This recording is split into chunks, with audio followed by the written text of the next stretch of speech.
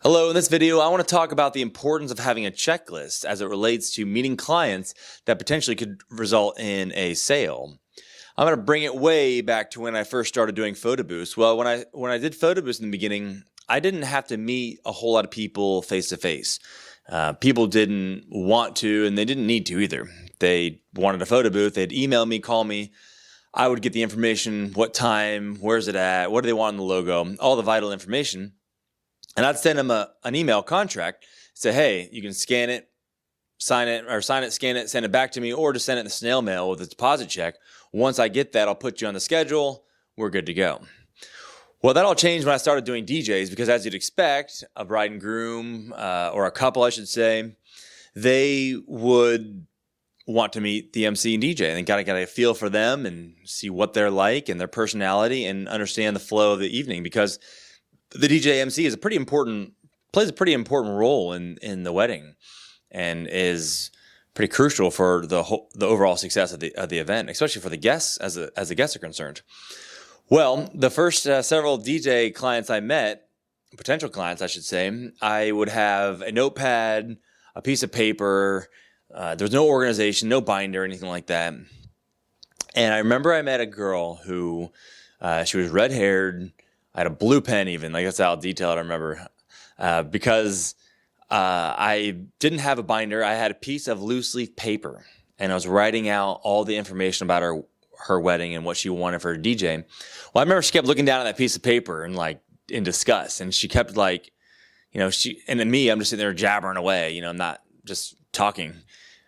Well, of course she didn't book the client at the end too. There's a loose leaf paper filled with scribbles because my handwriting is bad anyways. And she was so turned off by that. And her mind said no within 5 minutes. Like she was gone, and she was just too nice and to get up and leave, And I'm glad she didn't, because it was a valuable lesson, because I'll never forget the way she's looking at that paper. Like, come on, dude, like get your crap organized. And so from that moment on, I typed out a checklist, which had everything that I think I need to ask, all the information I need, and any other questions that I could ask them to make the event more detailed and better. So I started doing that, and that's great. And you need that, because now, even though my handwriting's still bad, I have a typed out list, and I can go through it and say, hey, what time is the photo booth happening? Oh, by the way, photo booths start at this time, typically after dinner. Do you need a scrapbook? For the DJ, do you need lighting? Here's how it works. Here's what we offer. Do you need a system for the ceremony? You have all these things, and you're just going through the process. Because if you don't have that process down, if you don't have something there, chances are you're going to forget something.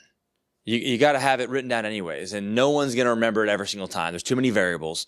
So you're going to forget something. Also, you can upsell them, which has its benefits. So, I started doing that, and my sign-up rate went up pretty significantly, to the point where pretty much towards the end of the wedding businesses, if you met me in person, you're signing up. It was like a 99% sign-up rate. Like you are not signing up, because I developed that checklist so well. And also more important too is, and I met almost all the clients. I think there might have been, if they had not signed up with us, I was going to meet them.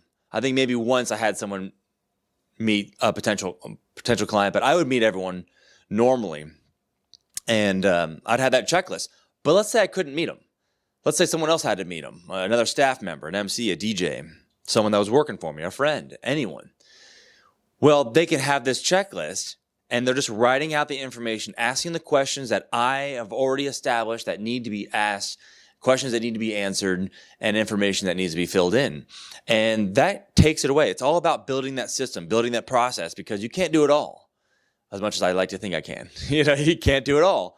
And having a checklist helps. And not only did it increase my sales conversions, but it made me organized. And it's one less thing I had to think about, because I'd meet the client and I'd be like, all right, well, and you just go through the list, and it was simple and just mindless almost. It's just like, Obama wearing the same suit. You only had two different types of suits, or Mark Zuckerberg wearing the jeans and the t-shirt. It's the same thing. It's one less decision you have to make, and that's key.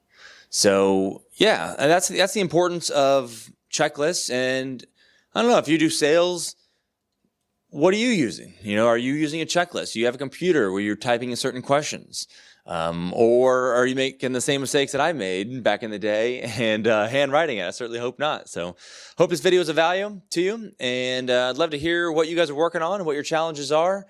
Shoot me a message, send me some comments, and I'll talk to you in the next video.